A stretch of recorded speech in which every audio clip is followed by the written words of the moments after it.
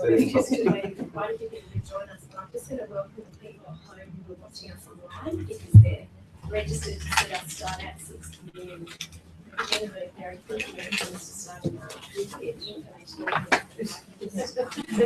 Don't worry about bright light or anything like that. It's only shining on the people who are speaking, and the camera up the back is usually just to so that we can actually record the webinar and run live for people who registered to watch on this board in case that are not lucky enough to ever get to us.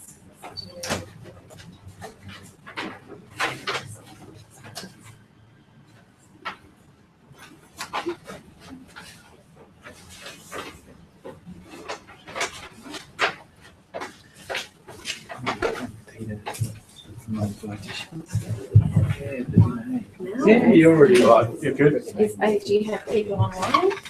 Yeah, there's quite a few there. How many?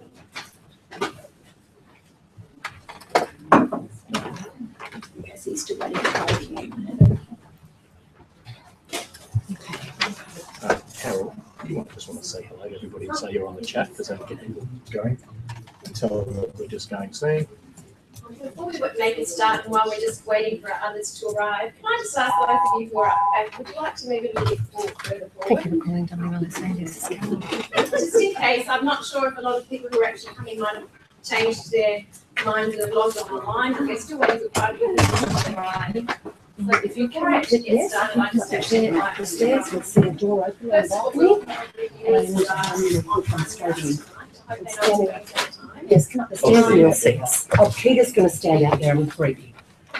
Thank you, bye. Sorry about that. So welcome first of all to all of the people who are at home watching our webinar tonight live in the comfort of their own living rooms. It's a pleasure to have your company with us tonight. My name is Obesity. I'm the CEO of Weight Loss Solutions Australia. It's actually fantastic to see so many people from many parts of the country join us for a live webinar. I know we've got people who have registered from Alice Springs, Gundamindi, Scone, just to name a few, Deception Bay. So for many people, the distance is an issue, and having the opportunity for us to bring our seminar or information evening live to you in your homes, it's a great privilege to have you online and to join us. I'm going to make a start very soon. Could we just get, if anyone online could type in that they can actually get sound and everything, because that would be great. great. Just actually type in, there's a little box where you can chat. If you can just actually type in to let us know that you've got sound, that you can hear us, and I'd also like to let you know that you can chat throughout the formal proceedings tonight and ask your questions. We have Carol, one of our wonderful nursing staff here on reception, and she will attempt to answer all of the online questions throughout the evening. All right, before we actually get going, I thought I'd actually just ask Betty to come up with me just for a moment, and then I'll get into the formal proceedings and what tonight's all about. So just for everyone while they're waiting, Betty's actually one of our very special guests who's here to talk about her own personal journey with weight loss surgery. And I thought I'd just ask her a little bit about how did you actually first attend a seminar and what was that experience like for you? Back in 2007, I attended a seminar just like this. And I sat there. Can I ask you just to let us know how much weight you lost? Amazing. I'm not going to let her share all the story now, but I just wanted to give you a feel for the fact that, once upon a time, most people who actually go through this whole journey, they start by sitting right where you are right now. And it's fantastic to share your journey, to see everything that you've achieved in a few years now, but amazing. And to watch you sustain weight loss, that's the most exciting part. So, I look forward to introducing you formally to Betty a little bit later to share her whole story. Thank you so much for being here. It's a big thing to stand up in front of a crowd. But it's actually funny, I remember some people who I've said to, when they first come to our rooms, they've been writing a cat down. It's never going to be me up there who's going to say anything in front of a crowd. And they're generally the ones who just drastically change and can't wait to get the microphone in their hands and share their journey. And it's such a pleasure for us to have such an awesome group of patients who are always willing to share their personal stories. So tonight, no exception. There's always a few very generous patients who come along to share with us.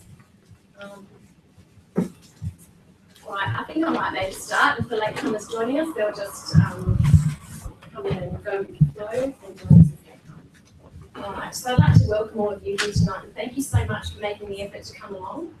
This is actually, I think, my most favoured information evening of the year. I think it's a really exciting one because the beginning of the year is when so many people start to set their intentions, their goals, and they're so focused on how they want to see themselves 12 months from now. Can I ask, is that actually for most of you something that you're thinking about? Where would you like to see yourself 12 months from now? Christmas 2015, what does that look like for you? And the reason I've actually given you a notebook is I'd like you to actually just take a few moments now, a little moment of reflection, and just write down, what are the 3 things that you would most like to see change about yourself? If you could picture the vision of your future self, what does that look like 12 months from now? This is for you to keep. This is something for you to think about, and maybe something you might want to put away and get back out again in 12 months from now. It could be anything. It could be you'd really like to fit into an economy class aircraft seat and be able to do the seat but do the belt up. You might want to be able to tie your own shoelaces. It could be something really simple. It might be about playing with your kids. I know for some people, a lady who came back from her postdoc review today from Western Australia, and for her, when she first approached us, it was all about, she just wanted to be able to enjoy Christmas with her children and swim and feel comfortable in a pair of bathers with her own children and be able to participate and do that. That was her goal for this Christmas, and it was fantastic to see that was for her what she was able to get out of where she's at this point. So really exciting. All right, this is an absolute role of passion and a work of passion for me and for all of the team who work here with me at Weight Loss Solutions Australia. I've been working in this industry now for about 15 years when I first started this business. And to be honest, in those days, all we had available was the gastric band. It was a one-size-fits-all. There was only the gastric band and nothing else. And the evolution of bariatric surgery has just come so far that we're now in a position where I think we're really fortunate, that there's a procedure that suits everybody. It doesn't matter where you live, whether you're around the corner or whether you are in Weaker or Alice Springs or Gundamindi, that there is a procedure that can be that is manageable for each individual. So not a one-size-fits-all. It's very much based on individual assessment and consultation process with a whole team of engagement. So come a long way and a very exciting stage of where we're at today. Yeah. So this evening, you're actually going to hear from all of our professional team. We do have an opportunity to bring out our surgeon when he's finished consulting for a live question and answer. So next thing I'd like to do with your notepads and pens is start thinking now about the questions that you'd like to ask of our surgeon. It's a once in a lifetime opportunity. He's not often available to be with us for these information sessions, so it's your opportunity to ask questions. And tonight really is all about you, so make sure that you do ask questions, fire away. We want you to leave tonight feeling as though you're completely equipped with the answers that you need to make the best decision for yourself. Right. So tonight I'm going to introduce you to all of our team. Carol, who is one of our nursing staff on reception a lot of the time and has worked alongside me here at Weight Loss Solutions Australia for probably about 14 years now. Yep. We've just gone up another year. She's actually going to give you a bit of a rundown on all of the procedures and how they work, the ins and outs of the surgical procedures and non-surgical being the urogastric lumen. We have our 2 dietitians, Bonnie and Peter. They do a tandem duo routine, and they're going to give you a bit of a rundown on what the role of the dietitian looks like here. So maybe I think it's really important to start thinking not diet, but, and I did give a title to tonight's information session, Reset Your Weight, Transform Your Life Now. And I think it is really important to think about resetting your weight. What does that look like? And this is not another, it's never going to be another diet. We want you to get off the diet roller coaster completely for the rest of your lives. And the support and information and education that you get from the dietitians is really, really important for the rest of your lives. So we look forward to actually sharing each of the presentations from the professional team with you tonight. Our psychologists, we have 2 psychologists in our team. Tonight I'm going to introduce you to Warren, and he'll give you a bit of a rundown on what to expect when he sees a psychologist. All right. Who else is speaking tonight? We've got a couple of patients to introduce to you. Becky, as I mentioned earlier, is going to talk to you about her experience, and we have another lady, Judy, coming along. Might even throw in Richard if there's time to get the male perspective. We'll see how we're going. And then obviously our surgeon, Reza, is going to answer some questions. So why are we all here? Why do we do bariatric surgery? What's the most significant thing, and what's important to most people when they consider getting to the situation where they really feel as though they need something that will give them a permanent solution? And so we think about, first and foremost, all of the medical conditions that go hand in hand with being either overweight or excessively overweight and morbidly obese. And for us, our goals and intentions are to keep you from ever needing to see an endocrinologist if you've never seen one. So if you've already got type 2 diabetes, our goal is to help you control, manage or reverse that. If you've got any cardiac issues, if you've got sleep apnea, or if those are issues that you're potentially looking down the line and thinking, I don't want that to be me, this is really important that we think about not just resolution of comorbidities, but also prevention. So those are part of the things that, and why we do this, and what sort of systems do we put in place to support any bariatric patient to assist you when you're thinking about those things, and why you're looking at bariatric surgery. So converting you into someone and transforming your life into someone who's going to be healthy for the rest of your life, and what does that look like? So hopefully you can get a picture of how that fits in you tonight. Any questions before I introduce the first speaker? And actually fire away at any time, please. Make the most of the opportunity. I think I might now just hand over to Carol to start giving a bit of a rundown of the symptoms. Please make Carol welcome. Thank you. Hi everyone, thanks for coming and just taking the time to find out about these amazing procedures that can actually really help save your life in lots of ways. As Felicity said, my role here has been started off as a registered nurse, but a lot of the time now I do administration, and I do a lot of education over the phone and just talking to people. And so if you need to know anything, you can always give me a call, and if I can't answer, I will certainly try to find out for you. So what I'd like to do tonight is I'd like to go through the 3 different procedures that we offer, and a little bit about how they're performed and their functions and those sort of things. So firstly, I'll start off with the one that's classed as a non-surgical procedure, which is the obedient intragastric balloon. Now, the obedient intragastric balloon is this. I don't think we're actually, because we've been consulting this afternoon, I apologise that our balloon is still in with the surgeon, so I don't have that to show you at hand right now. Hopefully I might be able to get it a little bit later and show you. But essentially it's it goes down, as you can see here in these pictures, it's actually closed. So it's just like a tube that goes down into your stomach via a gastroscopy. And then once the doctor's got it into your stomach, he will then inflate it with about 600 to 700 mils of coloured saline. And that's specifically so that if there was to be any problem, then your urine will change colour. So that's why it's coloured blue. It would change colour to like fluorescent green, and you go, what is that? But of course, you'd ring us straight away instead of thinking, oh my gosh, nice. Exactly, see in the dark is right. So then this balloon, once it's filled and sitting in your stomach, it just sits there nicely.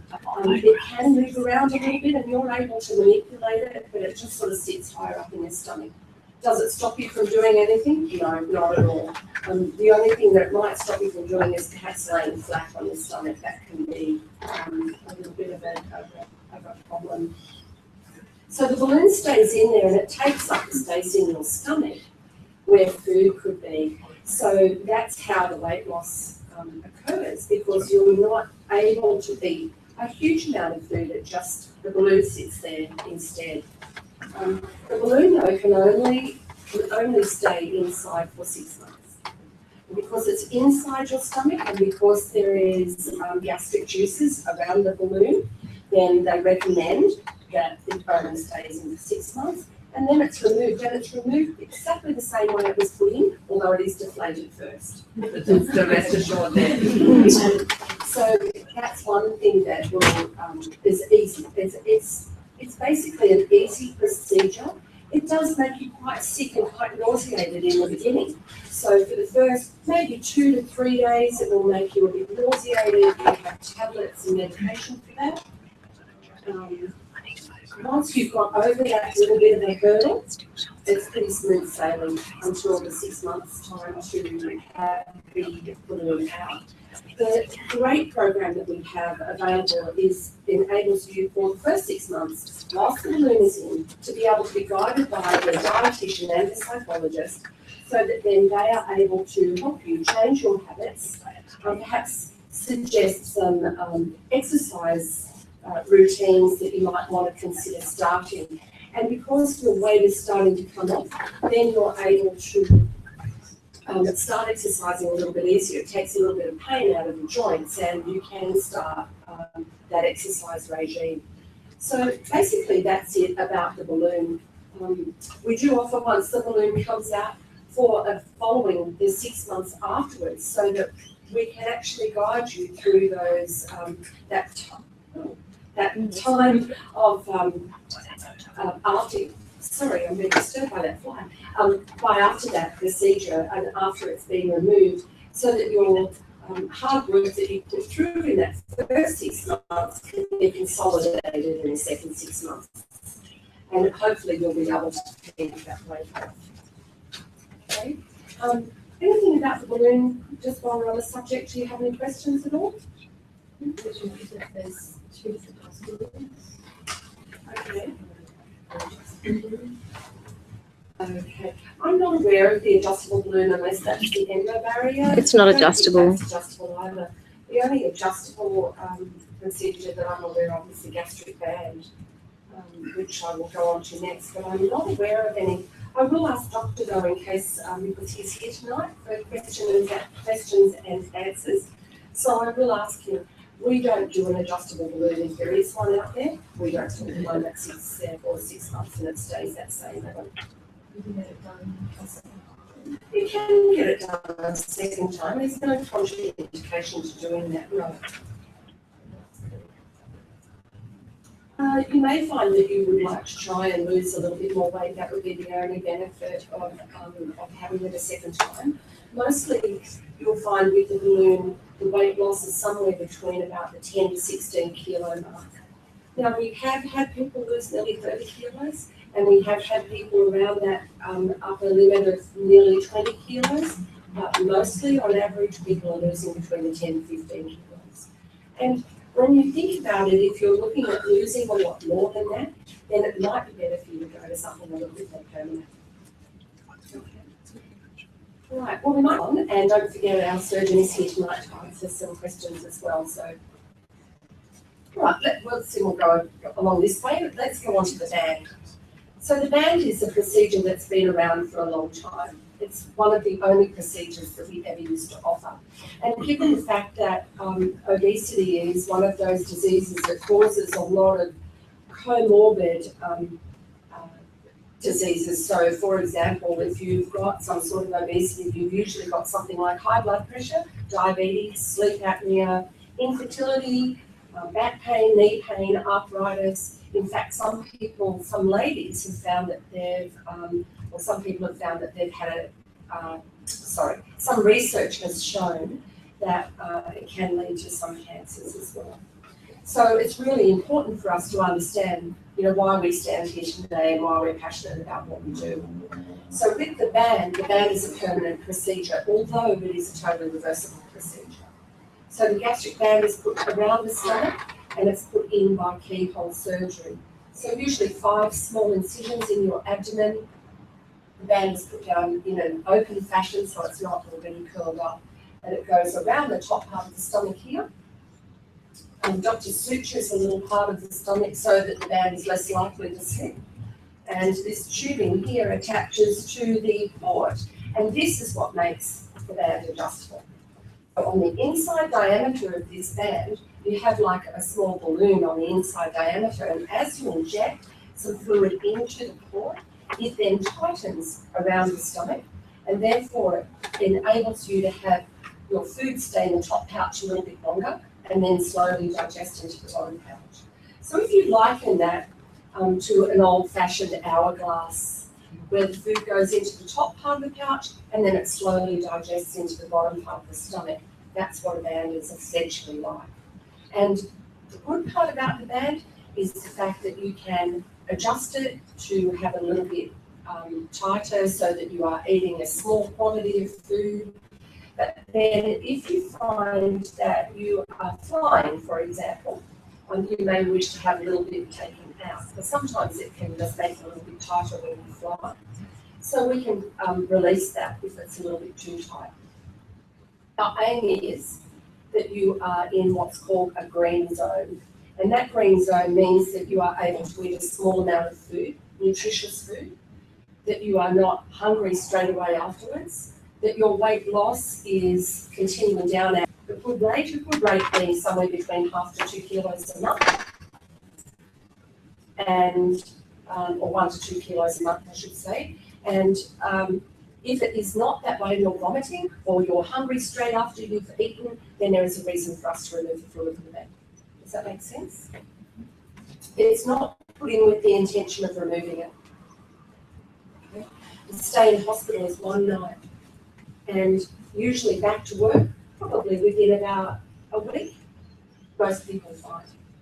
You do need to be on a special diet, which Peter and Ronnie will go through the type of diet that you need to be on. But as just an overview, you would be on fluids for the first 2 weeks, moving on to a puree, which is like a soft, sloppy sort of food, and then going on to your normal diet. And the whole way, that's the whole idea about holistic approach, is that we're able to guide you through all of those stages of your dietary phases.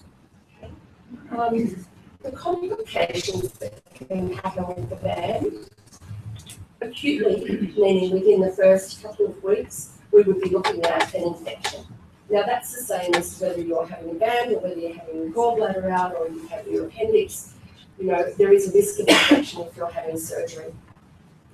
So if with the band though, there is this port that's just underneath that area of that listed, we want to make sure that you're on the right treatment pretty quickly, just to make sure that that port is not going to become infected. Longer term, and I'm talking much longer term, the 2 main things that can happen with the band is slippage or erosion. Now both of those things, the slippage can be fixed, the erosion can't be. When I'm talking about erosion, though, we're looking at something like just less than 1% of our statistics, which is a pretty low rate when you think about it. And the same for slippage, they're pretty low rate. They're the main complications that can happen with the band. But overall, it's been around for a long time, probably in excess of 20 years now, I would say. And we've seen people who have had great success with the band. So it's still a fabulous procedure. Any questions about the band? Yeah, erosion. What's erosion? Erosion means that the band is sitting on the outside of the stomach, it from the inside of the stomach. And so instead of sitting on the outside, it sits on the inside. It takes away, you're not satisfied anymore from that. And that means that the band has to be had another erosion. What is that, like, how removing it, does that leave your stomach in any danger of anything else? Or? No, not usually. When it's removed, your stomach repairs itself. Now, if you do have an erosion with the band, the one procedure that can be offered after that is a sleeve, which I will go on to next. But it doesn't, there's going to be a little bit of scar tissue there, but the stomach does heal. You don't have to have another procedure. That's totally up to you and the doctor. But as I said, it's a very low rate. And it's important that you're aware of all those things. It doesn't cause you to bleed or anything like that. Okay, well, we'll move on to the sleeve now. The sleeve has become a very, very popular procedure. And it's probably because it has been so effective, especially against diabetes. The sleeve is actually a 2-part procedure. Well, it started off as a 2-part procedure. So that's how it first came to be. It started off as being the first part of the procedure and then the second part being a bypass. What they found though, when these people were coming back to undergo their second part of their procedure, is that they had such great weight loss from the first part that they didn't need to go on to have the second part and to go on to a more invasive procedure. So that's how the sleeve came about. They figured that by making the stomach a little bit smaller, then they were able to have that as a primary procedure. So we've been doing the sleeve now for probably about 7, 8 years, maybe? Yeah, possibly that long. And the procedure itself is still done the same way as the band is done by keyhole surgery. So you don't need to have any big cuts or anything like that. Your recovery rate is still good. It's a 2-night stay in hospital though. One of the main things, that I've got a couple of little notes that I've written down here, excuse me if I read it. So when we cut away, the stomach's cut away, it's actually a volume restriction. So it's still a restrictive procedure. You can see by this small part of the stomach here that it's only going to allow you a small volume of food or fluid at any one time. So it's a restrictive procedure. It's not a procedure where you don't absorb anything and non-absorptive or malabsorptive that it's called. So the likelihood of you getting a complication called dumping syndrome, which a lot of people will talk about when they've had a bypass, is much, much less. It's very rare, or it's not very common to have that dumping syndrome with this sleeve procedure. The other thing is that by taking this part of the stomach away, it actually reduces your hunger stimulus. So a lot of people find that after they've actually had the sleeve that they're not hungry. And that's one of the main things that is very beneficial, is that they're just saying, I'm not hungry. I'm not hungry to have anything like that anymore. They've got to remind themselves to eat to have that nutrition. Now some of that will return because there is still a small amount of that hormone called ghrelin that is produced, but it won't be as much as what it is when you've got your full stomach there. It actually reduces, by doing that, it also reduces the cravings and reduce the craving to snack. You know, when you're on a diet, it's really hard to sort of stop that little bit of snacking and things going on in between meals.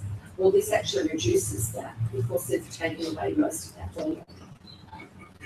And thirdly, it helps maintain what's called postprandial satiation longer, which basically means that after you eat, it means that you're satisfied longer, that you're not after you eat go, oh, what can I have now? You know, now, I know that I've done that, and I'm sure everybody else would, agree with me at some stage that when they're dieting, that they're looking at, I've eaten, but I really want something else, and you look for something else. Well, this keeps you satisfied for a long period of time, and that's all because that sleeve has been taken away that ghrelin hormone, and it's also just because you've got that small stomach as well. Now, people will go back to work probably in about 2 weeks with the sleeve, sometimes a little bit less than that. Somewhere between about 1 to 2 weeks. It just depends on how you feel as well and how you're recovering. Some people recover very, very quickly, and other people just need that little bit extra time. There's no set rule that you must go back to work in 1 week or 2 weeks, but it is advised because you're still having instruments that go into your abdomen that you don't go back to work lifting heavy things. We don't want you to develop a hernia, and we also don't want to damage any of this seam that is down the stomach. So that's why after your surgery, the first day after surgery, doctor will make sure that you have an X-ray to make sure that there's no early leak around that seam. I think that's one of the most important things. So doctor will usually do that on the day after your surgery.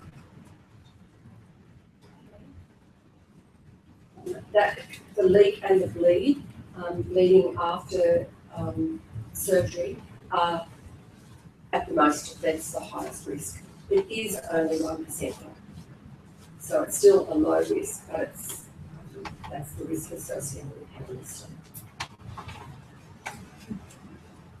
Questions? Any questions? Okay, well, don't forget the doctor's going to be here, and I'm sure he'll be able to answer all of those tricky ones that I couldn't answer. And thank you so much for listening. I'm sure you'll That was such a great detailed explanation and a fantastic job. Carol's actually been here today since 8 a.m. So she's had an amazing day of work and still able to share with you all of that information. Excellent job. She's also always here to help guide you through the whole process. I will briefly share with you that she has had experience as well with the gastric balloon, and I know she's always happy to share her own personal experience of the balloon, which is fabulous. We're fortunate that we've actually got coincidentally staff on our team who've had pretty much all the procedures that we offer here. We have a patient relationship officer on our team who's not back from holidays yet, but she's a fabulous resource for you if you want to know any questions about diet related to the band or the sleeve, or what happens after if you need to have body counting surgery. And Carol's also very happy to answer, from a personal position, what life's like with a gastric balloon. I think probably one of the recurrent things that's really, really important for us to communicate with you tonight is the fact that we really focus on multidisciplinary team support in this clinic. And why is that so important? It's really very, very important because what we want you to achieve is outstanding long-term outcomes as a result and consequence of your surgery and your decision to proceed with a bariatric intervention. And that means consistency, being committed, working with your dietitian and your psychologist. And especially during the first 12 months. We actually pride ourselves on also being a clinical trials and research centre. Carol was responsible for being involved in the very first research presented internationally to prove that follow-up attendance does actually equate to better long-term outcomes.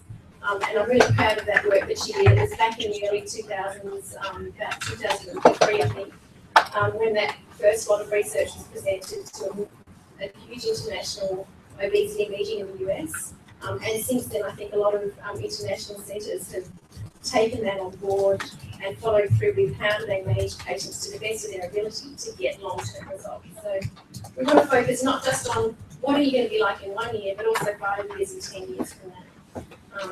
Functional fitness is something that I like people to think about. Not just where you want to live and how you want to be in your 40s, 50s and 60s, but life beyond that as well. So it's just something to get you thinking about what that looks like. Okay, I'd like to introduce you now to our next team member. Our psychologist is a really important person in the team. Very important to actually make that connection and work with the psychologist team member. Please make Warren work.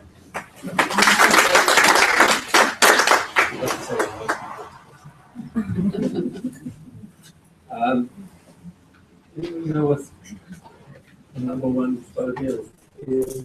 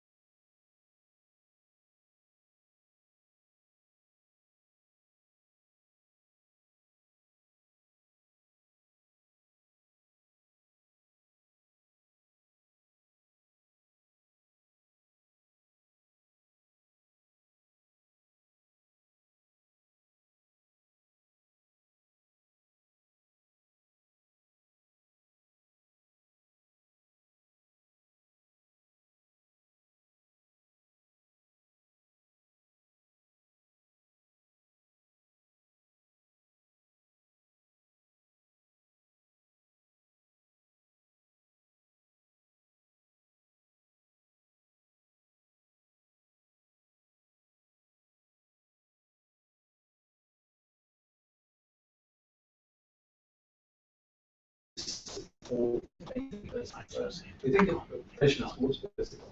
They may have physiotherapists that they work with, they may have a personal technical coach, in some cases a technical coach as well. And in many cases, when you're looking at some of the elite sports, they've got psychologists as well, sports psychologists. Because what all these people do is they make up this team that is essentially designed to help that particular sports person get the best possible results, right, from the event that they engage in, the sport that they're playing. And that's basically my role. People often come into our practice with this perception that they need to see a psychologist. They don't really know why, but typically what comes up most of the time is that the psychologist is there to assess whether you are a suitable candidate. And whilst sometimes it is something that I, from time to time, have to engage in, you may get somebody who has a pervasive psychological disorder that's very, very difficult to deal with, and you may need extra help because it might fall out of my clinical experience, for example. But it's very seldom that we turn anybody away. So I don't want you to think you've got to come see me to be assessed as whether you are suitable for this type of procedure. What I'm here to do is to try and help you get the most of it out of the procedure. Help you engage in certain behaviors that we know are going to lead to better outcomes. And my experience has taught me that everybody's different, and everybody's got different work-life balance, and everybody's got different goals. And there are lots of parallels with sports psychology and weight loss surgery, which I'll get a chance to go over with you when we sit down and talk, because you're both chasing something, you're both going in a direction that is generally quite positive, and we need to help you get there. And for that reason, we need to try and support you as much as we can. So, you may come with some history of depression and anxiety, and that's okay, it doesn't matter. We'll help you cope when you need help, and we'll help you get to your goal at the end of the day. So, probably another way to look at this is that the weight loss journey for anybody is going to be generally at least 12 months, if not longer. So 12, 18, 24 months. You can think about what can happen in a 12-month period, just 12 in 6 months. And what can happen in your personal life? It can be change in dynamics in your relationship, change in work-life balance, change in many, many aspects of your life. And sometimes you can have somebody who's in a clinical area, not necessarily somebody in family or friendly. You can just put everything aside and come in and have a chat to them and see if you can basically cope better with that particular stressor. And that's sometimes all you need. And too often we find that, particularly, patients who perhaps had procedures many, many years ago, there wasn't really much of that support around. And, some procedures, for example, like the lap band, where you do need quite a bit of support because there's quite a stringent follow-up process to help you get that band into the ideal position where it actually works really, really well for you. So, many, many years ago, a lot of surgeons and clinics didn't offer that level of support. They didn't really understand, some of the real struggles associated with weight loss. So therefore, it was really just have a procedure and we let the patients go. But things have changed. We realized that you have to support patients at various stages and various steps along the way. So we have a kind of like a very generic process that we follow as a starting point. And I'll just touch on it very quickly. So basically, you see me for about 45 minutes to an hour before surgery. And then I see you again at 6 weeks after surgery, along with the dietitian. What we do is we run a group session. And in that group session, you may meet 4 or 5, 6, 7 other patients who've all had a procedure around the same time as you, have all probably been through some very similar challenges as you with your weight, certainly with your weight loss attempts. And there's a lot of shared understanding and empathy in the room. And it gives us an opportunity to also reconnect with you at a very early stage following the procedure. So 6 weeks pretty much coincides with you having been through the most challenging aspect of your surgery. So we've gone through quite a strict and limited diet, formulated meal replacements and then purees, and you're in that sort of situation where you are now starting to tolerate and test and trial and error with solid foods. And people go through different cycles at this stage as well in terms of how they view the challenges, whether they are capable of taking them on board, whether they find They need to support to help understand that part of their journey. So really, getting them to gives us the opportunity to meet them regularly. And that's is a group session with like-minded people in that room. And then typically what we do is we see you again at 3 months, 6 months, 9 months, 12 months. And those are the kind of generic. What I like about is that you have unlimited access to it. And that's probably one of the unique things that we often think that if it's one of these, a period in between the generic and you feel like you're becoming a job, and that's the opportunity to become a job. So, probably the most common, I suppose, disorder that I encounter once I spoke about patients is depression. It's one of the most common things. Of course, anxiety tends to sort of go hand in hand with that depression. I just want to mention something about depression, which I read yesterday. She might relate to if you have struggled with depression. Battery. Everybody know who Eel is? Yes. The one awesome thing about Eel is that even though he is basically clinically depressed, he still gets invited to participate in the adventures and shenanigans with all his friends. They never expect him to pretend to feel happy, they just love him anyway. They never leave him behind or ask him to change. So I think the best way to think of us in this clinic is that we're not necessarily going to ask you to change. We don't expect you to turn your life upside down, but we will support you when you are struggling. We will make sure that we keep you on track wherever necessary. Thank you. Any questions? Thank you. That's a good one. Thank you very much, Lauren. I can't stress enough how significant and important the role of the psychologist team member is for each and every one of you. And it's going to be different for every person, but it's just that opportunity to connect, deal with everything you possibly can in that 12 months and make the most of that opportunity. You will find it really beneficial.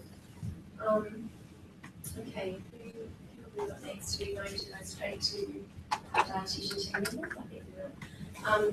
Some of the other programs I should just mention, Warren mentioned, he touched a lot on sport. We love to get involved in sporting activities and encourage you to get involved in all sorts of different things. We've started up in the past various running groups. We've had patients achieve incredible things from riding 100 Ks for an MS bikeathon following losing well over 60 kilos after a gastric sleeve to becoming 3.5 Ironman competitions, a walk at the Gold Coast Marathon, or a run at the Gold Coast Marathon. All of those things are part of what we like to encourage and to get you involved in those things too. And yeah, we love shenanigans too. We organise all sorts of events for patients. We love to celebrate as well as support you along the pathway when there's moments of need, but we also love to celebrate with you your success. And we just recently had our Christmas function just a few weeks ago. And I know, we often say, oh, it's not our intention to turn you into bikini models or to look so glamorous, but I can tell you that the patients who were modelling that night who'd lost anywhere from 25 to 73 kilos, they looked $1 million, and it was such a rewarding, beautiful experience to share that with them and to see them up there in that environment celebrating their success at the end of their first 12 months. Do you agree? Like, I think both of some of us patient speakers were there at the event. So yeah, lots of opportunities. This year will be no exception. There'll be lots of new things. We've done a lot of cooking classes. That's part of our opportunity to educate, inform, teach you new things, do different things, and also to get you together as a group of people. So I'd like to now introduce to you our dietitian team members, Peter and Bonnie, who work very closely side by side to tell you a little bit about what their roles are here. Thank you very much. Thank you. Hello everyone. We're in schoolhouse tonight. It's good to see. So I'm Bonnie and this is Peter. I'm the dietitian here at WMSA. So basically I just want to ask first, who's done your own research about different surgeries? Yeah, so where did you do your research? Yeah, internet. Everyone else? Same thing. Yep. So there's a lot of research out there. There's a lot of different information out there, and I think it's absolutely fantastic coming to a place like Weight Loss Solutions Australia. You know that you can get the right advice the right information from professionals, okay? Basically, we come in, we do a consult, we have a chat, we see what we're doing with diet at the moment, things that we can improve, and basically pinpoint. Later on, have a look after surgery, basically more confidence in you. We've got the whole team work closely with the psychologists as well, and follow through the whole process, okay? So, we would recommend this place for weight loss surgery. We always say that. It's unique in that it's a multidisciplinary team, okay? You don't really get that anywhere else, that's what we really found. So basically, I can go enough to Dina and then explain more about what we do. Thanks, Bonnie. So as being dietitians, I guess we talk about food a lot. And just with all these procedures that you want to go down that path, we just need to make sure that you don't eat any fruitcake. Because I don't want a whole room full of fruitcakes, okay? It's pretty scary. I just have to say a joke to try and get a smile out there so I get no one to sleep. It's good. So yeah, it's really exciting being a dietitian. In my other clinics, it's very difficult to, it's such a contrast when people come and have some surgery, say for example a sleeve, it just really, puts them in a place where they're able to really work at losing weight in such a dramatic way. And it helps deal with, through the whole process, they get to deal with things, and put things to the side, and they can just focus on healthy eating without all the emotional things attached to it. Because when you have a sleeve, your volume is so reduced, that you can't just go and eat the whole box of Tim Tams. You will be sick. So you're sort of forced to make these behavioural changes. And it's great being a dietitian to support you, because we're, as you're probably gathering, we're not really forcing you to be on a diet. We're actually encouraging you to maximise your nutritional intake. Because when you're only able to eat a quarter of a cup of food at a mealtime, you've got to make every mouthful count. You've got to make that mouthful count. And each little teaspoon counts, So it's very important that you make the most of your food choices rather than focus. It's great. It's a positive sort of slant. Instead of saying, oh, you can't eat this, you can't eat that, we're actually shaping and saying, well, what can I eat? And what can I look forward to get the most out of my eating experience? And you will certainly have a term called food grief, where all of a sudden your relationship with food is turned upside down, and you are no longer, your relationship with food is completely turned upside down, and you have to go through, like a divorce, but then you get into have another fresh experience, a whole clean slate. Like a lot of people say that what they used to hate, they now love, and what they used to love, they now dislike or just can't stand. So it's a whole new ballgame that people embark on through this sort of any of these sort of journeys. There's certainly a strict protocol what we have to enforce. So the pre-surgery diet to make the surgery a lot less risky. It's very important that you do that well. And studies are very clear. If you do that first pre-surgery diet well, your long-term outcome is dramatically improved as well. So if you do that well, you're certainly on your way. And we're not doing it just to make you put you on a diet, to starve you leading up to see how good you are with dieting. We know dieting doesn't work. So, it's a medical reason, it's a technical reason for that short-term thing. And then, yes, you have to slowly progress back to normal eating again. Because if you jump the gun, you're going to run into problems. And there's no reason why you should have problems, as long as you stay to the plan. The plan's there to support you and give you the best opportunity for this dramatic thing. This is a life-changing thing. It's not something you take lightly. So if you can only do this once, so you want to make sure you do it well. And that's why we're here to support you, to give you the right information. But a big part of us is encouragement. We love to sort of support people, and we just want the best for you. But we also have, being dietitians, we live and breathe food. So we know what helps, what is unhelpful, what habits are good with food. The way you see food is also very important as well. So we're here to support that. And as Ron said, we've got some structured programs where we do group sessions, we do shopping tours, we've done cooking demos. There's quite a few options that we've got here for you. We're looking at some chefs preparing meals for us that are going to take away the need. If you're needing just that support as well, you can we just give you the food, and you can just go with that, and that's really helpful as well. Called portion control, suitable for post any of these procedures. Yeah, it's good. I'm just thinking, there's probably some questions regarding food choices. Shall I just open it up, see if anyone's got any questions with your food choices or anything nutritionally related to these? Say, for example, the sleeve, you have to take supplements. There's something you do need to do that. Just one question, yes. actually, Peter. I know a lot of people often ask, what about alcohol following surgery? Obviously, it's important from a calorie intake point of view, but a lot of people do often ask that. So I'll just ask you the first question. And what do you advise patients where they have enjoyed, maybe indulging in a few too many drinks on the weekend? What's your advice to a patient having a bariatric procedure? Yeah, in the long term, we will certainly encourage healthy eating. Healthy eating is not black and white, that you can't eat this and you can't eat that. So healthy eating does involve and allow that. So, one of our ladies, she would say, she'll get to the restaurant, and as soon as she gets there, she'll order a glass of white wine. She'll enjoy that, and they'll order the meal. And so you just can't drink and eat at the same time. So she can relax and enjoy that. Then half an hour later, they'll have the meal, and that'll be her experience. And she'll enjoy that, and she'll feel part of the whole social gathering.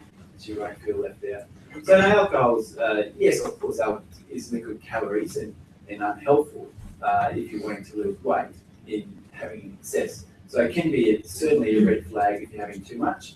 And we certainly notice that in some of these procedures that people are sort of hitting a plateau and they're overindulging with excess alcohol, then yeah, you probably need to look at that. But certainly a little bit of grog is if I'm allowed to have some, then I guess you guys are too.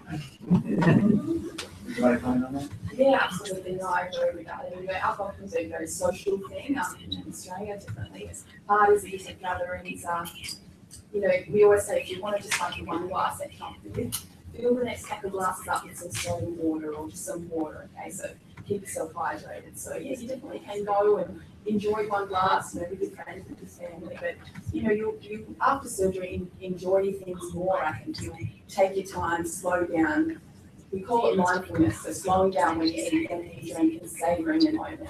Okay, so ironically enough, you'll probably find that you actually enjoy your food and drink more after surgery because you'll be thinking about it and savouring the taste. Okay, so yeah, I think you definitely can still enjoy the drink here and there. I have a question. This is in relation to the last line of that post that described it as an appropriate thing for people who travel extensively. How does that fit with the need to have special diet? Most definitely. So in terms of the diet following this sleep. Well, how do you get the diet if you're travelling? Mr. Virgin won't poke it in front of you.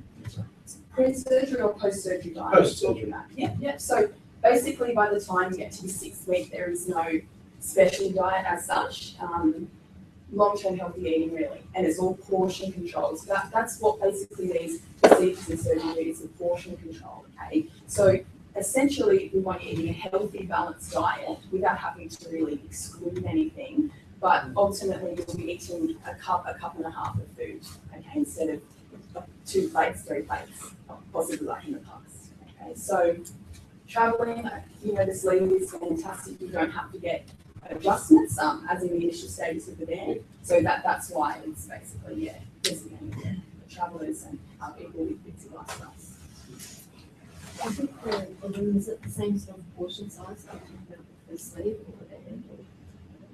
Yeah, the sleeve will give you the most restriction. The band and the balloon are probably more similar with regards to the volume. You'd be wanting to aim for about expecting no more than sort of about 20 cups of volume if you're filling that band. But that depends on the texture of the food and how fast you can go. Yeah, you really got to go. And you can just eat. There's a 20-20 rule, 20 minutes for a meal and 20 bites per 20 tubes per. Yeah. I do, because the volume of food that we use less, we need to continue with multivitamin supplements for the rest of our life. I would encourage you to do that for the sleep, definitely. It's not restricted. The lab bands, it's not definite, but it's definitely. It's probably more so with the sleep because they're taking this part of the stomach out where we produce intrinsic factor, and that's what's required to absorb vitamin B12. So definitely need to take vitamin B12. Vitamin D is a common deficiency, iron as well. So so with us every 6 months and then 12 months annually, we do a range of blood tests to check how you are nutritionally, and that will guide us on our recommendations as well. So when you say before diets don't work, we know it, but it's going to work with that. Because you don't get hungry. Yeah, there's multiple reasons why there's so much. Well, I mean, the studies show that you'll lose 60% of the excess body weight for pretty much just for both the band and the sleep. When there's not really anything apart from surgical intervention that will show you such tremendous results. I mean, you do get some people that do lose weight, but 60% of excess body weight is a lot of weight to lose and to keep on. Well, it's just a strange thing for a nutritionist to say, diets don't work. Yeah, well, we know That's that. what you hear on all the time. Yeah, Try this diet, try that diet. it's a great money making. The whole thing. Yeah. Sometimes I feel like we shouldn't be called dietitians because we are associated with being on diet. Yeah. And that's not really what we tend to push. Yeah. So totally agree.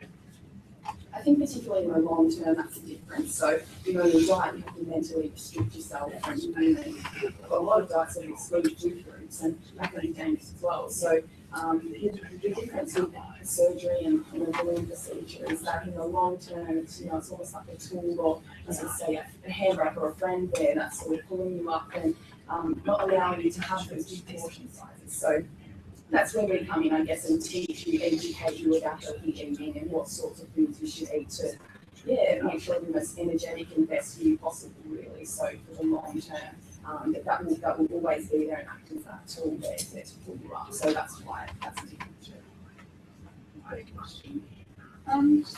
With this the sleep, since it's so restricted and you said like your type of food or whatever, so how do you fit it all in during the day, like with dehydration and all that stuff?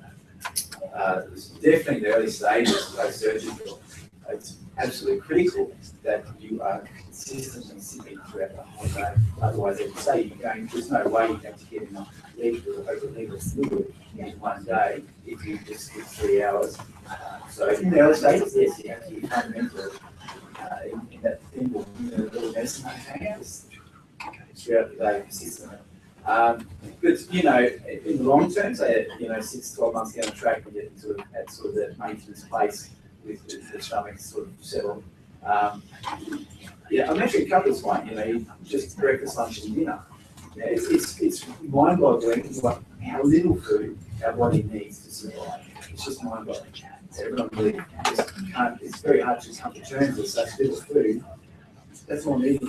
And So for liquids, like when you play sport or whatever, how do you feel about that? Well, the fluids, will be a lot better tolerated. You just don't want to eat and drink at the same time. That's just, it's a recipe for the And those sort of habits will become habits in the long term. Yeah. So, the sleep doesn't let you and sort of catch up later and use a whole bunch of water, which a lot of people do now. You sort of force you to these new positive habits. Small regular meals throughout the day and consistent hydration. So in the long term, it's really, really positive in terms of nutrition, energy levels through the day. The big cycle, better sleep, absolutely training and those sorts of things.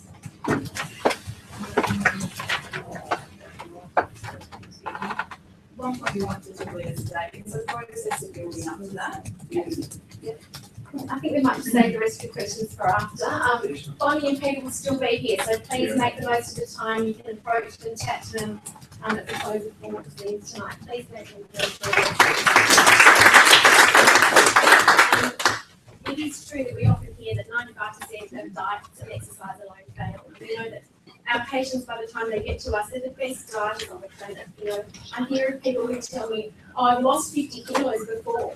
You know, it's a phenomenal amount of weight to be successfully capable of losing, but then to regain the interest. And that's the kind of story that we often hear. It's very typical to hear about yo-yo dieting. I don't know if any of you have seen today's Courier Mail, but I just wanted to draw your attention to this article that was in the paper today, and it talks about the cost of weight loss. And I know for many of you, cost is one of the big issues. How much is bariatric surgery going to cost me? One of the things I'll say to you is, how many of you have been on diets? Anyone tried a Jenny Craig, Weight Watchers? Show of hands. Okay, you know, it's many people. But what this shows me is that on my calculations, if you're going to do something like Jenny Craig, you're spending over $8,000 per year. And it's not permanent. And think about all the work that you have to put into that. We don't want you to have to work that hard for the rest of your lives. We also don't want you to have to spend that kind of money for the rest of your lives. And when we look at statistics and the ever-increasing rate of diabetes type 2 and what that costs to each and every individual per annum, it's a huge cost, not just to the potential risk to your health, but the financial cost is extravagant. And so it's something to really think about. Think about, can I afford not to have bariatric surgery? And what is it going to do for my financial health and well-being as well? And this is actually really interesting that only a couple of years ago, I had a patient come to us to speak at a seminar, and her story is pretty extreme. She started out at over 212 kilos, and she had a gastric band, and she's been working with us for over 10 years. Beautiful lady, she still comes for her follow-ups. We still connect often. Carol's still the nurse who looks after her. And she said to me, she was talking about how her financial health and well-being had drastically altered as a result of losing weight. And it had never occurred to her that over and above and beyond what we do for health and wellness is that a patient's financial future can be transformed. And for her, it was about, well, she was confident to put herself out there for jobs that she'd never thought about. She was physically capable. And so instead of being in a very restricted, physically kind of work environment, she was putting herself out there to do things so differently. And now 10 years and beyond down the track, she's totally changed her financial health and well-being. So it's really interesting when we talk about the investment that you make for your health and wellness, but also think about, well, what are the other potential outcomes? And I really believe that the potential outcomes are just endless when I hear so many wonderful positive stories. So I think on that note, I'd actually like to introduce you briefly to hear a couple of stories from our patients and then open the floor up for our surgeon to answer as many questions as you'd like to fire at him. So I think I might start with Judy. Judy, can you join us? Many of you, if you're on our Facebook page, you've probably already seen photographs of Judy, who's had a sleeve gastrectomy 12 months ago and lost 71 kilos in 12 months. Amazing. So beautiful to see. In fact, I have to say that it's quite embarrassing sometimes when patients come back and you haven't seen them for a long time and you actually don't recognise them. You do feel really embarrassed, and Judy's definitely one of those people. It's a pleasure to have you here tonight. Thank you for coming to share your story. I'll hand over to you. Thank you. And like Warren, public speaking, I could never have done this 12 months ago, so you would think that is a photo. I'm very happy. So photos and some petty. Sorry. And these are basically in my pants that were skin tight and cutting into me all the time. Oh, wow. I started out at about 160 kilos, and a couple of days ago I just broke into the 80s, so that's pretty exciting. You know, I did come to a seminar. I ended up just coming to have an appointment after ringing them. I walked in sort of thinking I was going to have a lap band, and I walked out, you know, deciding I was going to have a gastric sleeve, basically. I didn't want the temporariness of the word that the lap band would provide for me. I've done every diet. I've done a lot of times. Weight Watchers, Jenny Craig, every diet pills, shakes, women, everything. And I know that I'm fluctuating from 160 back down to 140, back up to to, you know, it was never going to work for me to have something that could be taken away. So I decided on the gastrectomy, and I think, you know, it got to a point where I couldn't sit on one of those chairs. I would have to stand. I would be worried every time I went out whether or not this would be about chairs and somebody saying something to me. I became a recluse. I hated being inside. I put my relationship in jeopardy. I wouldn't do anything with my daughter. So the doctor addicted my surgery. No issues whatsoever with the surgery. I was in hospital 2 days. I had very little pain. And really went great right from the start. Getting used to drinking your food for that first few weeks is difficult. And probably the hardest part is the 2 weeks leading up to pre-op. Drinks. But not worth it, I think, when you won't be thinking prepared to do what needs to be done. I do definitely have food grief. I love all sorts of food. And to not be able to have it, I felt like I lost my best friend, basically. My mechanisms for coping were all gone. So I had to really start again and learn how to deal with my issues in ways other than food. I'm 12 months out now. I can still eat about a cup of food, but my choices are really different. My cravings are no longer chocolate. I crave lemon things, lemon flavored things. Instead of drinking a lot of soft drink, I drink lemon water with slices of lemon in it, because that's what I want. My biggest craving at the moment is cauliflower. It just is, it can be a little bit difficult, I found at the start. You know, you normally used to put in so many calories in, and then you go and you've got so little calories, you do have to sit all day. And then you have to, I eat sort of every 3 hours or so. And you learn how to sort of eat in moderation and balance. I still have chocolate, but I mean, I will take a bite out of the chocolate bar now and I get back and put it down. I could never do that before. It was all the box or nothing. I exercise. I recently got married over in Fiji, which I had to go on a light aircraft for, and I had to be weighed beforehand. So before the surgery, that never ever would have happened. And I've just got a job that I've sort of spent 7 years hoping to get and would never have gone for an interview. Before, so I start that next week. So for me, there isn't anything in my life that hasn't been affected by the weight loss and the surgery. I'm happy. I go out. There isn't anything that I'm not prepared to try. I do all sorts of crazy things with food and cooking now just to try and, you know, change things up and, you know, what you eat matters because, you know, it's such a small amount. So you want to have something good. I don't really sort of eat a lot of takeaway and stuff anymore, but that's because I can't eat chips, which is I can't eat potato stuff, so, you know, you'll learn other things. So yeah, I don't have a long spiel, sorry, but it changed my life in every single way. Oh, that's beautiful. Awesome. Thank you.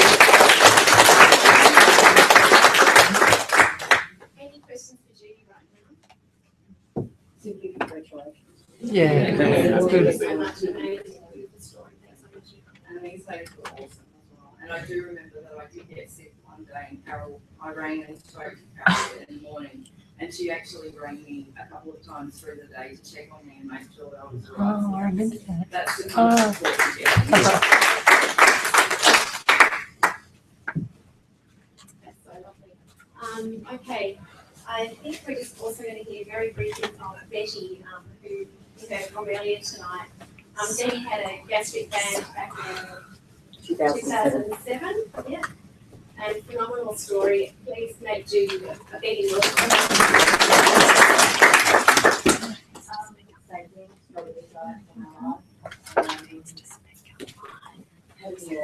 band that means is top. And you have to psychologically learn that it's portion size. So you order an on-track diet, go after dinner, you don't do the last one still eating because you have to eat very, very, very slowly. Nutrition, very, very important, and lots of water. And yeah, just taking that psych out of what we were taught is my main thing as a child, and I even taught it to my children. Eat what's on your plate. And you have to completely change that. Don't eat what's on your plate. So my husband has never ever had a weight problem, and all our marriage I always had him in the plate. And maybe he had the answer, I don't know. But learn to waste. And at first it's really hard. Just waste food. So, but having the band, I haven't been restricted as far as what I can eat. It's just a little bit of everything. I can't go out and have big steaks on my diet. But that doesn't matter because I'm not living there, and you learn to appreciate maybe fresh fruits and vegetables. And you can have your indulgence. You can still have a little bit of dessert. I have dessert every day, even if it's just a mouthful. That's my sheer pleasure of being able to enjoy it. But it did take me 3 years. I always had a goal of 60 kilos, and it took me 3 years to get down to 60 kilos, 109. And I sort of when I got there, no, I'm still not happy. I'm only 155 centimetres. And within a 6-month period, 45. And I have literally maintained that now for 4 years. That's good. Without a problem. Just learning not to eat everything on my plate and portion size.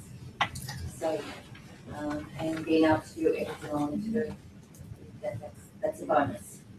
And not wasting any time being overweight and thinking that that's what life is. Because there's just so much going out there. I like that. So he's my friend. Yeah, so it sits here. I've been fortunate. I haven't had an adjustment for 4 years. 3 years. I haven't had an adjustment because it fits. It works. So yeah, my story.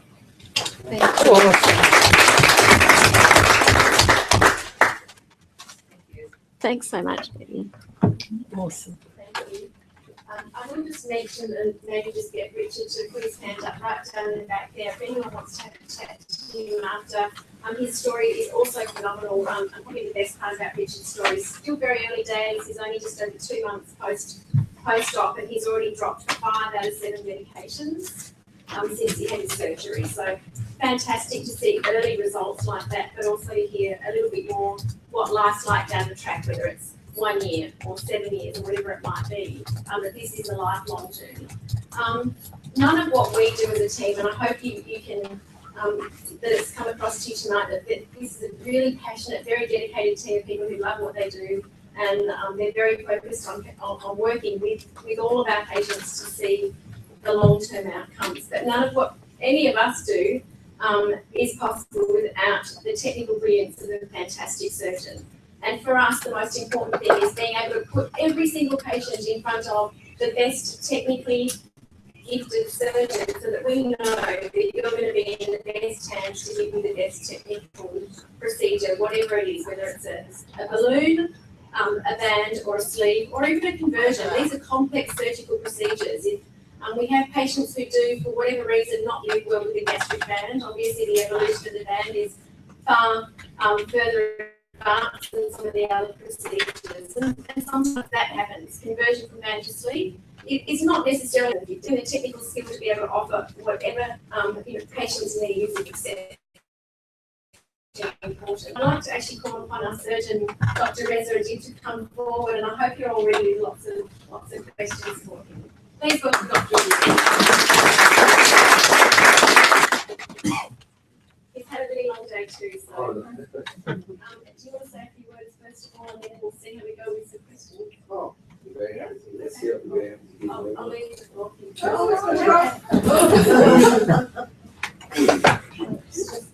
balancing. That was anything personal against the band. Very nice to meet you all. My name is Reza. I am a Brisbane trained surgeon, and I trained at Royal Brisbane Hospital then. The years that I started training coincided with the years when the birth of keyhole surgery, and the generation that was being trained during those few years that I was training, where they just happened to be an environment of the pioneers of keyhole surgery, which one of the sort of birthplaces of keyhole surgery I really keep researching is actually Royal Brisbane Hospital. So we're just lucky to be a part of that generation, and as we finished our training, it opened a lot of doors internationally for us. And that group of surgeons, I mean, it's now very advanced and it's now years on, but we ended up being able to go and advance our knowledge in keyhole surgery and get more experience in certain more focused parts of keyhole surgery. In my case, I ended up going to London and Edinburgh. Became a fellow of the Royal College of Surgeons of Edinburgh while I was there, and got invited to go and work with some of the weight loss surgeons in Europe, Austria and France, and then they were the years that I must say a lot of the we were almost hiding from our cancer trainers and cancer surgeons that were teaching us cancer surgery. We were almost slightly shy and embarrassed by the fact to say, oh look, instead of taking my annual leave, I'm going to spend 4 months with Professor such and such in Lyon or in Salzburg or somewhere, spending my annual leave or summer holiday going and working with such and such professor, getting experience about weight loss surgery, because those years, the culture of weight loss surgery hadn't been such an open culture like we are now. And it was only thanks to people, including yourself, people like yourself, who came out in the open and talked about it, and good results from years of surgery. And some of the stakeholders in medical side of things, that they realized that this surgery is not it's not fringe surgery. This is surgery to reduce future comorbidities. This is actually primary care surgery. This is surgery to reduce long-term complication of diabetes, rather than having people managing months and months of diabetic legs or heart attacks or this and that, or very, very bad lungs and all. This is actually prophylactic surgery. So the culture took about 20 years to change, and I'm pretty happy to say that I was involved with about 15 years, about 20 years, and as the times go by, again, it is more and more becoming very obvious that this culture didn't change without everyone who's been spoken with. You need a team of passionate people around you, but most importantly, you need to have good patients. If you don't have good patients, you don't have good results. If you don't have people who team up with you, you won't get the results that you need. And I've stopped a few people tonight and had a chat and said, look, unless you can make triangles of patients and patients' partners, or patients next to patient, or people who do have someone who is concerned about it, they all have to be on line with what you are planning to do. So unless you make good connections, you will never have the success that you have so far. But I mean, it is a phenomenal thing to see what's evolving here, because for the last 10, 15 years that I've been involved in the surgery, I've just seen that unless you have a team like we have here, it is very difficult to get the results that we are getting. And I can just tell you that the results that we're getting, we don't go on and blow trumpets with it, but that it's just about on par, better than some of the best results in the world, and on par with the best results in Australia, not necessarily all the results, because there is a lot of centers in Australia that do not have our figures, that do not have our, and on par with the best centers in Australia, and by far much better results than a lot of places that there are people that have just went over to New York and did sabbaticals with them to learn from them, the birthplace of CA gastrectomy, the birthplace of certain types of bypass. And now when I see them internationally and they say, oh, so how many of this? No, 800, 800. Oh, so what's your lead rate? Oh, it's such and such. And you tell them. And then you go and read their papers. They're actually, their leaders are 3 times ours now. But because we just learn the best of everyone and we just put it together. And again, we have a very focused team around us and it just doesn't get done without everyone being involved. So I feel like a mechanic of the thing, you know, I just sit there and get my hands dirty and then do the job. But it's impossible to be done by anyone without having the support. And someone mentioned that they pick up the phone and talk to Carol. It's just as simple as that. You know, she might have given at that stage a crucial part of advice that broke the cycle of a bad event. A crucial part of it, one phone call, one crucial, you talk to the dietitian, say, look, you decided on a pure diet today, nothing's getting through. There's one crucial advice. Or we take a call and just say, why don't you take a call and say, look, just drop back to, nice, small more money fluids, call me by the end of the day or send me a text or something like that. So sometimes I don't even know this is going on behind my back. And unless I have this in my backup while I'm doing much more work, unless I have every single one of these connections and turn it to a disaster. So, like I'm saying, the only reason to get good results is to have a good group of people around you and to have a good group of patients around you. So, I don't have a personal preference for any certain type of operation. Procedures get matched to the people who are after the procedure. There are people who come and see me, and the way I go on about it, to come and see me, and I've said it that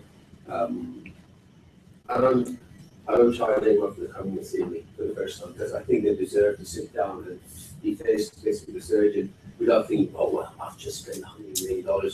Just see how much I can get out of this. This guy didn't even talk. I just want everyone to sit there. People just get to see, just to see what kind of person they are and what kind of person I am. When you connect with nothing, you know that one this happens to you. This wasn't even a problem. So I like to see people. I like to connect with people. And if everything works out, we take it to the next step forward. I may turn around to someone and say, you really fine, just go for a few walks. Go get a personal trainer. Spend your money on something that is more practical for your life. Or I may turn around and say, look, I think what you are after and what you want to be in 12 months or the motivation you're after, get yourself a gastric loan and don't complicate things for you. Or you might come and say, look, I live in Darwin.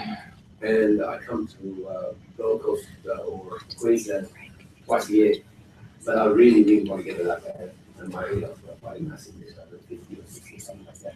And then I will switch you the correct thing. So how am I going to adjust it? It's called an adjustable gastric band. How am I going to adjust your band if you live 1,000 kilometers away from you? So then I will match that person to the procedure that they want. Having the backup and the experience of the clinical workers with us. So this is what the way I think about it. And I truly believe that everyone will have a solution for maximizing their outcome from our episodes of treatment. We do, if you want me, I'm very happy to talk about the specific procedures. Carol gave a very comprehensive talk, and I don't want to get into nitty-gritty, but please let me know if you have any questions that I can answer about specific procedures or on top of what my previous speakers have talked about is that if need is there, we do offer gastric bypass to certain cases that do not benefit from the more uncomplicated procedures. At this stage, even with our revisions and the results that we're getting from our revisions, and our other procedures, we see that we're getting the results that we need to get by revising most of our bands were seeing gastrectomy. That's a more complex procedure. But in certain cases, we can offer gastrectomy. To this arbitrary, sort of saturated with information. Please ask any question that you like. Anything else? Excellent question. And so the question was, if you suffer from esophageal reflux disease, what is the suitable procedure? Obviously, gastroesophageal reflux disease is when some of the acid from your stomach gets pushed back to your esophagus, and you can actually taste that acid there. They say that high pressure systems, some of those people have hiatus hernias, small little holes in the diaphragm. So the diaphragm, rather than being here, the diaphragm is about there, and that much of the stomach is actually in the chest. So when you do go to the procedure, some people do previous to the operation, prior to the operation, they do an endoscopy. We don't do that because it's just like over stretching the services. If we do see a hiatus hernia, which is causing the gastroesophageal reflux disease, we repair the hiatus hernia as a part of that procedure, and we get and the interesting thing is it gets repaired as a complement to your operation. Do you take the gallbladder out with gallstones? Pardon me? Will you take the gallbladder out while you're in there? If you do have gallstones, yes. A lot of Americans, they say, oh, why don't you just give everybody's gallbladder? Again, that's the overservicing. Yes, if you do have gallstones, if someone is known to have gallstones, yes, we do that. In fact, we almost use all the same keyboard, removing gallbladder. Yes, that's an excellent one. So, to answer that question, if you have a phenomenally large hiatus hernia, which most of them don't have, that's a very rare thing, and we know it beforehand, sometimes I will, and if you have all the right insurances and all that, because all these things complex your procedure, and if you don't have certain level of insurance cover, we might not want to offer you a bypass. But if you do have very large hiatus hernia, and if you suffer from a lot of reflux, most people suggest, and I'm personally supportive that you should have a removal of gastric bypass, because then completely the connection of the stomach to the acid portion of the stomach is disconnected, and a loop of small bowel just drains the non-acid part straight to your small bowel. So it's a bit of a, don't want to saturate you with information, but the answer is most cases, 95% of cases, by just doing a seeing gastrectomy and repairing the hiatus. So what about if you had erosion at the bottom of the stomach? Look, that erosion is gastritis. That's inflammation of the stomach. We routinely put everybody. Well, obviously, if the erosion is in this part, someone would buy. Yep, this gets given to the pathologist. If the erosion or gastritis is in the remaining part, everybody goes on proton pump Nexium. Everybody goes on acid tablets for 4 weeks after this sort of operation. Most people get that. You'll be surprised the number of the specimens that we send. I'm actually writing a paper at the moment. I'm presenting in Asia Pacific meeting in March. The number of cases of very active helicobacter disease that we find incidentally in a piece of the stomach that we send away, which means that the rest of your stomach has got helicobacter. I don't know if you heard of helicobacter. It's a bug that causes ulcers. It's a bug that was discovered in Australia 50 years ago. And it's a bug that causes ulcers. And if you don't know that you have this bug, you might end up getting an ulcer in your stomach. So you wouldn't have treatment for it. And it's amazing the number of people that we accidentally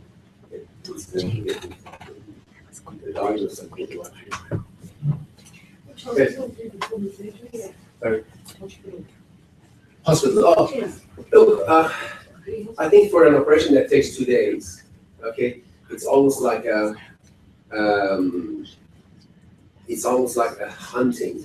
when you go and you got 2 bullets and you want to have the best gun, it's the best polished, the best oiled gun, because you only get 1 good shot at it, okay?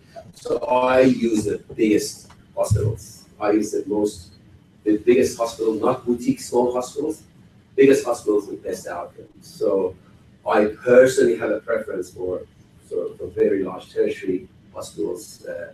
So for a 2-day operation, or a 1-day operation, I usually use one of the very big hospitals in Brisbane. So that's my personal preference, because I know if God forbid, like we talked about 1% complication rate, but if you're going to be the 1% that's got this complication, and all of a sudden you're in this gorgeous boutique hospital, which has got Louis XVI furniture, it doesn't come to help you, does it?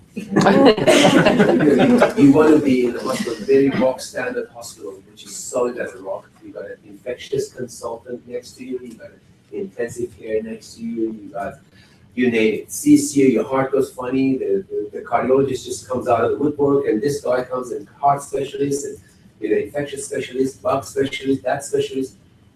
You want to be in a hospital like that, rather than say, oh, look, you look fantastic, but if we get an infection, we shove them next door to such and such big public hospital, So you want to, that's why I have a preference. So I just cut my losses and just go for the 1 best shot.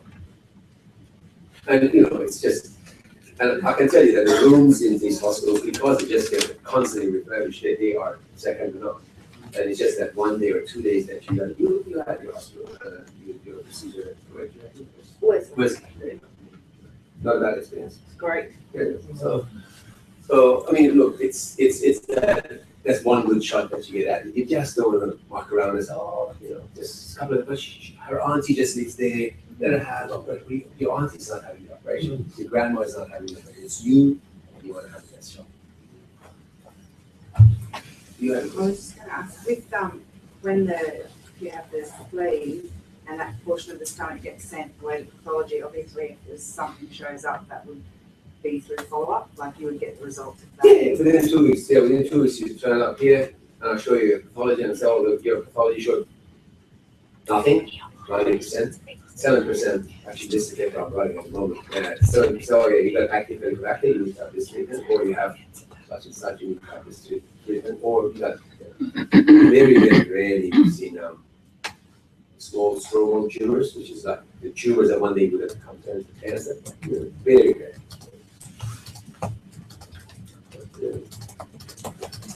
Sorry. I do, but probably another question. What's the fatality rate? So that's an excellent question. The accepted leak rate in the world is 1%. And that's why, again, that's why you want to be, if you have a leak, that we're talking sleep, is that right? Yeah. If you have a leak, you want to be in a place which got good intensive care, good, all the, that happens straight away, like the leak. 7 to 10 days later. Yeah, you lose. And the reason is the blood supply, the reason is not technical. It's not a technical fault. The blood supply of the stomach comes a bit from blood vessels on this side and a bit from blood vessels on this side. Okay, greater curve, lesser curve, and the blood vessels go. So if the blood vessels come this way, and most of this blood supply to this corner was supposed to come from there, we cut that bit, and this bit that goes there, it has to travel from here to there. So it's not a technical fault. You are leaving this bit a little bit with bloodless. That's why we bring a bit of a fat from the side and stitch it up to this to make it as robust. It's almost like darning it, with something to cover a hole. We're covering with the fat and trying to cover it as much as we can. It's a new technique that we're doing, and we have seriously reduced our complication rate. We're doing this. If you ask about fatality, like if you die from this, there has been deaths reported. A lot of them are not related to the operation itself. There has been, like in some places, I know that in Queensland there has been deaths from this operation, but it's usually from some people. 3% of the population that walk in the streets, they've got some genes that are procoagulant genes, so they get more clots from different from different sources. They form more clots than normal people. So if they have a procedure, despite the fact that we give them all the prophylactic measures, some people make clots more than the other people. So the deaths that has reported, yes, the rare one, that you really have to really start picking up a complication and fixing it to let someone get that sick. But it has been reported that most of the deaths that get reported are usually related to other things. For instance, to a clot that goes into the lung and becomes a fatal. But again, that's why we say let's do these operations in big hospitals. So if something goes wrong, immediately gets recognized, immediately gets done by specialists, immediately gets treated by people who've seen tens of thousands of times. If you're in a tiny hospital with no facilities, you start. Excuse me, Dr. Adib, we've got a question online. The lady would like to know, how long does the surgery take? 2 hours. Turn around 2 hours. And like I said, there's an art in making things happen very sort of harmoniously, but we are never in a hurry for doing things. Usually turn around. For sleep gastrectomy, 2 hours. For a gastric band, about 1 hour. And staying in the hospital, 2 days, 1 day. Mm-hmm. If you get a gastric band and you can stay, what happens if you don't get it and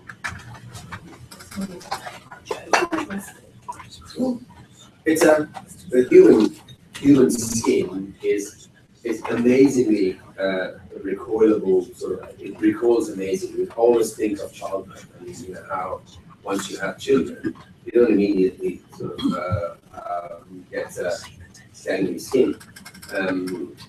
So human skin is amazing in how it recoils. But look, if you do have weight, a lot of weight loss, if you do have skin in certain areas that with certain creases that are amenable to what we call a tummy tuck, oh, absolutely, we very happy offer that. In fact, I always tell patients who have an amazing weight loss, and I say, look, if you get to that success rate, I'm happy to offer you that procedure. We have been in the past sending a lot of patients to the other procedures of plastic surgeons, but I mean that particular operation that you asked for is very feasible. And no, that's not that near the cord.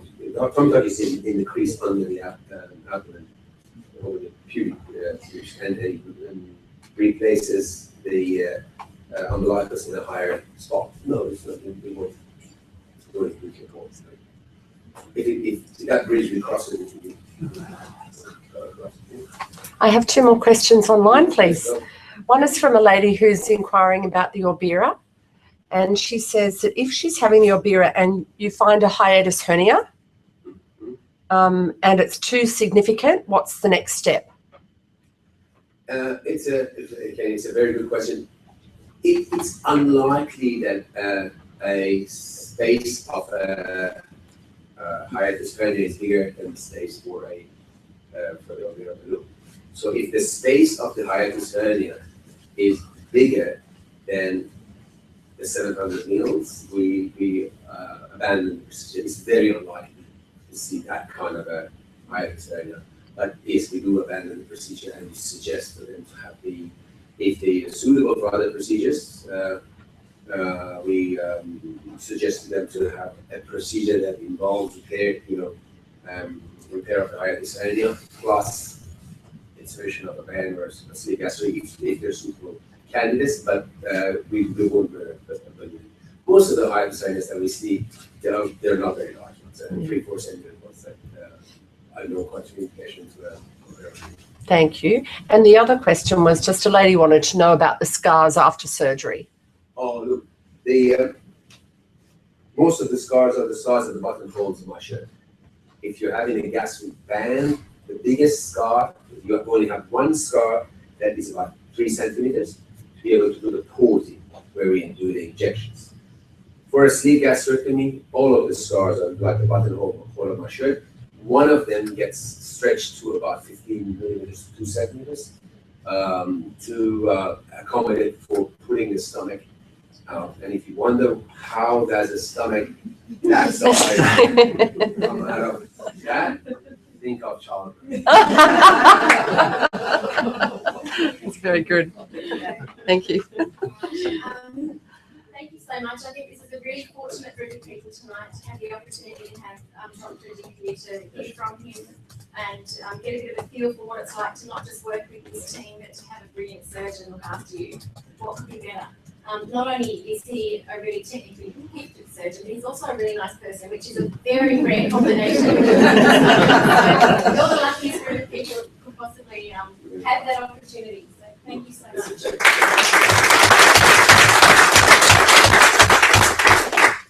And that's 100%. You know, I've actually first met Dr. Eddie in 1998 when he was still in the early stages of developing his bariatric profile and just launched his career at that stage, and had the opportunity to see him develop along this pathway for all of that time. So coming up for 17 years, and it's wonderful that we actually have the opportunity here at WLSA to offer you the best practitioner that you could possibly find to support you, along with an amazing team. I hope you've actually got as much information as you're actually looking for tonight. Think again about what we're here for. Reset your weight, transform your life. It is 100% possible. And I guess more than focus on what are the potential risks and complications, which are minimal, and it's important to highlight and understand them. Look at the potential outcomes and the opportunities, because that's what we get to share with our patients every single day, and the benefits, and it's resoundingly incredibly positive and an absolute joy to be able to share in that experience with our patients. Just very, very quickly before I close off tonight, I know that finance and cost is a huge question for many, many people, and we're a practice that does not discriminate whether you have private health insurance or not. I think it's really important to support more people to have access to bariatric surgery who need it. And that's one of the reasons why we do encourage you, if you need to look for a funding solution, that early release of funds and superannuation is, I think, one of the best options to, number one, not tap into your day-to-day family finances, not put you under additional financial stress, and really give you the opportunity to transform your life and moving forward. Because, to be honest, it's no use to you if you're not in the position to enjoy it down the track. So use this opportunity. We're here to support you and help you along that pathway. That's just one of the financial solutions, but I really think it's definitely one of the best, and something that I'm personally very happy to support patients choose to proceed with. And I think, Richard, you probably agree that for you, that you wouldn't have had it any other way. I know that if I had a few dollars for every single patient who comes back to us at just a few weeks post-op and says to me, I wish I'd done it sooner, I would be so wealthy now. Because there's not one person I can honestly say who doesn't say to me, I wish I'd done this sooner. Because look at the results that we presented you tonight in just 12 months. They've totally turned their lives around. Obviously, there is a long-term patient, and her results have been stable for a long time. But when you think about the years that you've been trying to achieve to get to where you want to be with other weight loss solutions that haven't necessarily given you a permanent outcome, think about where you could be 12 months from now. And maybe go back to that piece of paper later on and look at what you've written down in terms of how you'd like to see yourself, because I can guarantee that's where you can take yourself into 12 months.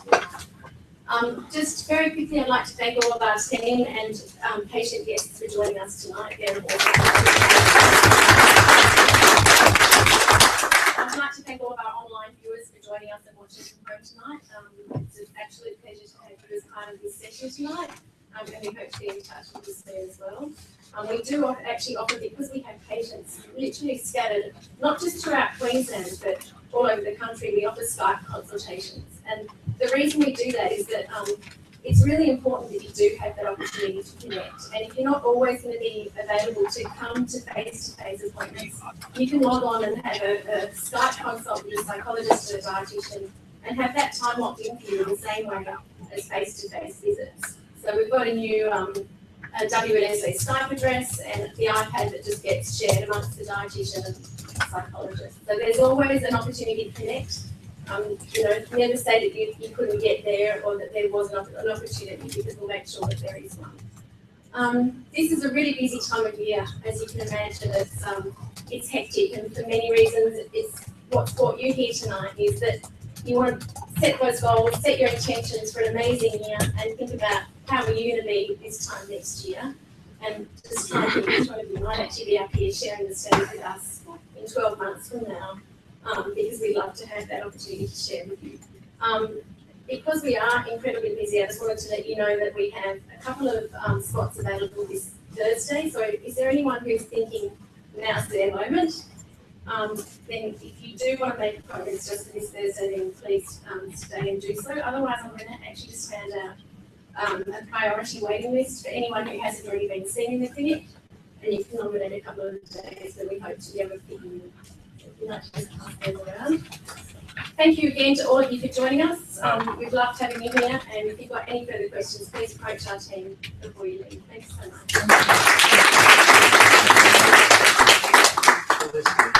Would you like to just quickly let anybody online know how to get in touch if they want to? Would you just do it to this camera here? Oh, sure. So, for any of our online viewers, if you're looking to actually make an appointment, please, you can email us tomorrow. Probably the easiest email address tomorrow would be Carol, CAROL, at WLSA.com.au, and we'll be happy to help you, or please call us 07 5598 0500, and thank you all so much for joining us. Thank you.